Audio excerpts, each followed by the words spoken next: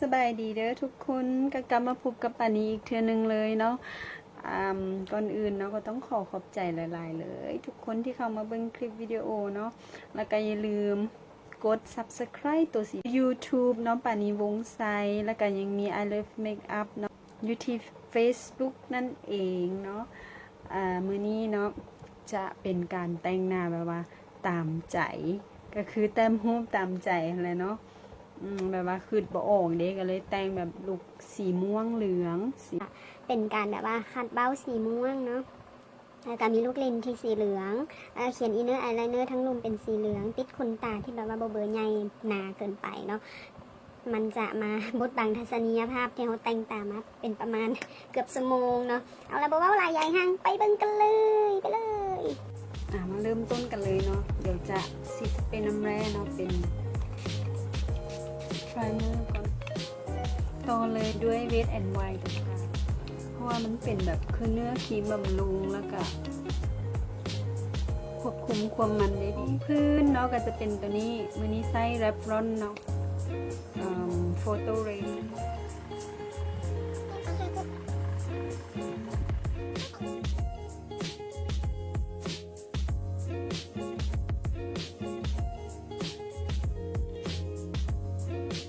ว่าเนาะแล้วฟรอนต์โฟโต้เรดี้จะเกลี่ยยากจากหน่อยนึงเนาะเกลี่ยด้วยแป้งเลยจะใช้เป็นฟองน้ำทับอีกแบบนึง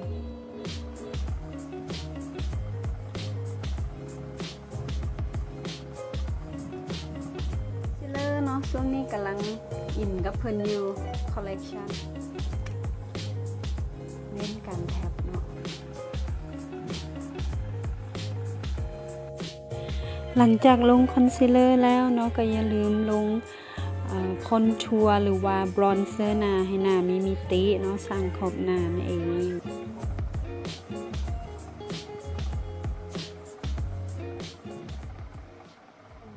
อายไพรเมอร์เนาะของแรปฟอนสีของอายแชโดว์ชัดเจนแล้วก็ติดทนนะเขาจะมาเสร็จทุกอย่างด้วยแป้งฝุ่นเนาะเบกตาปลาอ้อย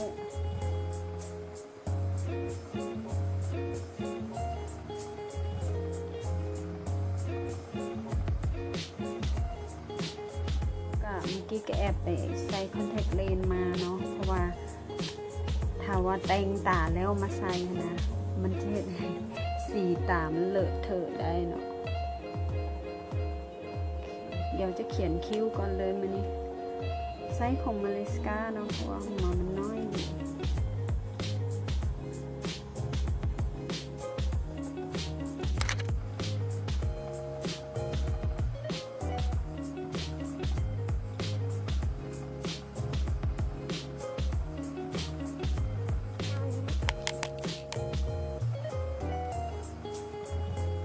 ส่วนบริเวณหัวก็จะใส่ดีตัวนี้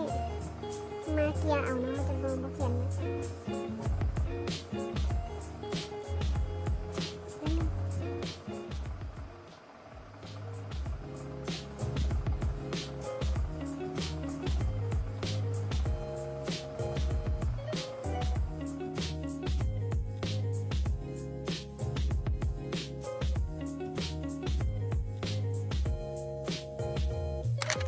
มื้อนี้จะใส่ตัวนี้พาเลตจาก Sleek Makeup เนาะคือมื้อนี้นายอยากจะได้ความเป็นสีม่วงกับสีเหลืองเดี๋ยวเบิ่งเนาะว่าจะแต่งออกมาทางไปทาปากกาก่อนสีที่นั่นนั้นเดี๋ยวมาแต่งอีกเรื่องนึงมันคือกันเนาะ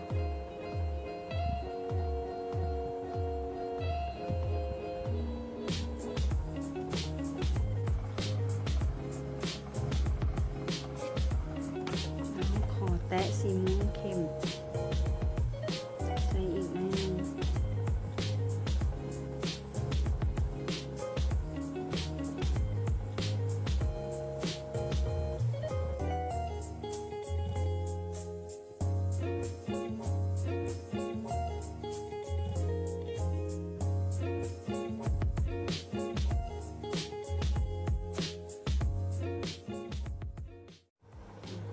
สีเหลืองๆนี่เนาะ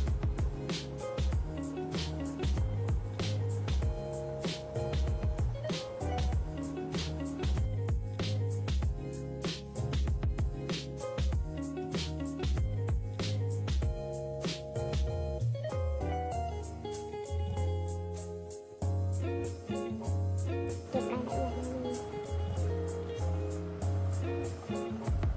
แต่งหน้าเรียบร้อยเนาะก็จะเป็นประมาณนี้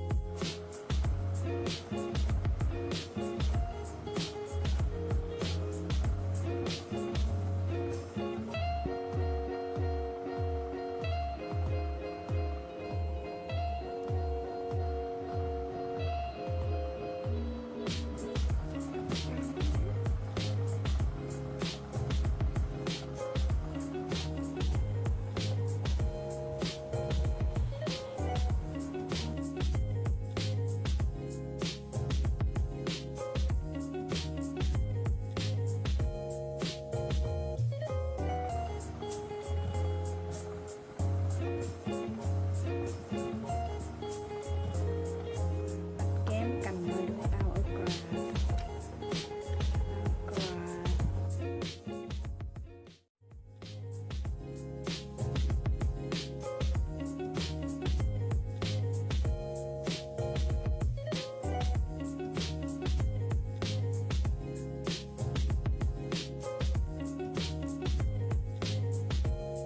เมคอัพตัวนี้สีของเพิ่นตอนนี้เขากำลังอินอยู่กับสีนี้เนาะปัด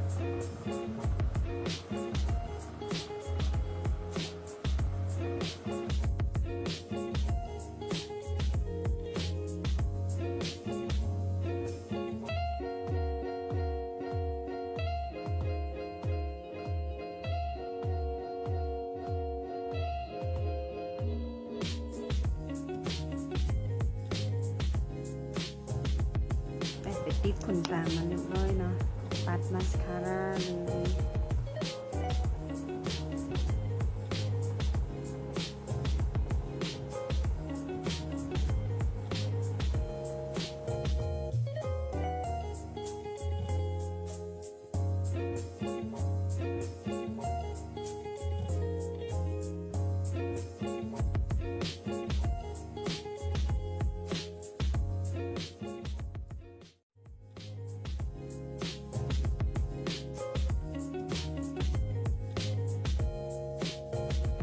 สี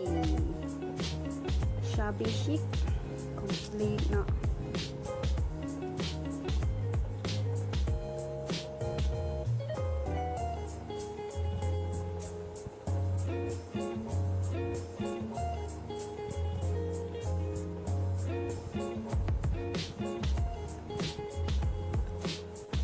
เป็นสีนูดเนาะที่มีติ่งของความม่วงนิดนึง